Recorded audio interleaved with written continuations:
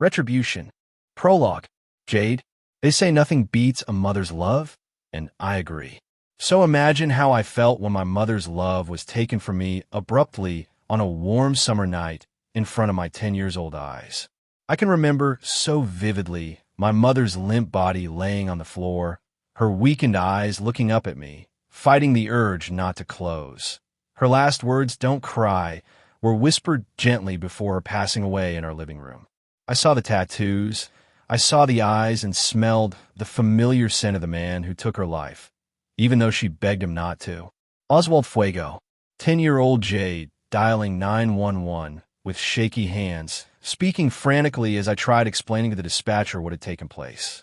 I remember putting the phone down and going into the kitchen to make pink lemonade, my mother's favorite, and taking it over to her already deceased body.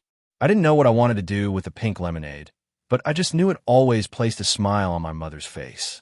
I set the cup down and went over to her music player to play her favorite song, Human Nature, by Michael Jackson.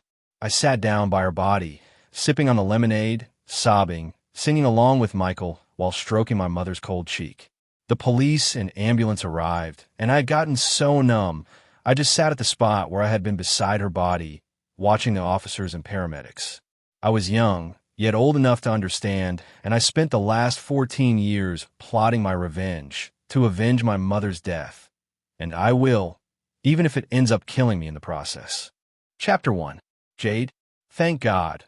I mumbled, placing the last of my moving boxes on the hardwood floor of my new house.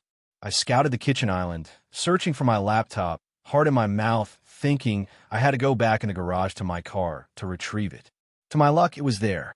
I opened it and called my best friend on video call. "Finally, when can I come over?" He said, picking up the call. "Right now would be great. I need help unpacking." I saw him nodding but distracted on his phone. "I'm on my way." I hummed in response and ended the call. The purring of my cat caught my attention. "Hey, Bubba," I cooed, picking him up. Sly is a gray, fluffy British short hair that I gifted myself for my birthday last year.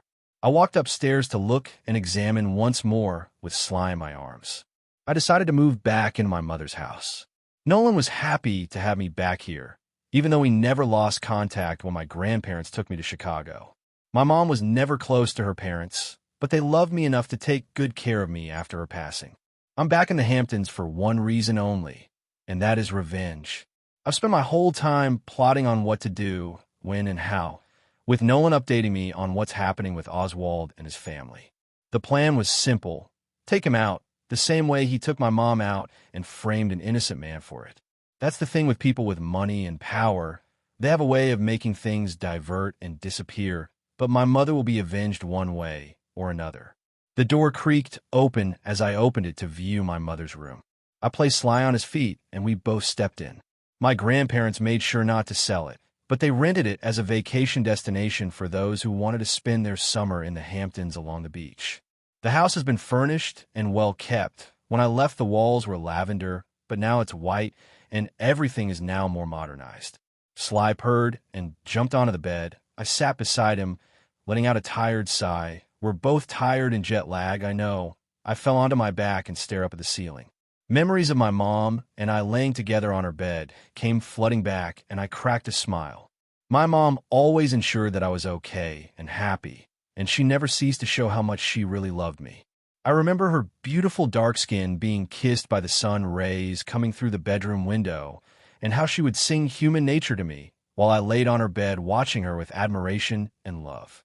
I reached to my chest to hold the K pendant that was on the necklace. K for Kimberly, that was her name. The necklace is hers. I took it from the pathologist when they had brought me and my grandparents in to see her body one last time before she was examined. My mother was Oswald Fuego's attorney. He trusted her with the legal affairs of his empire and everything.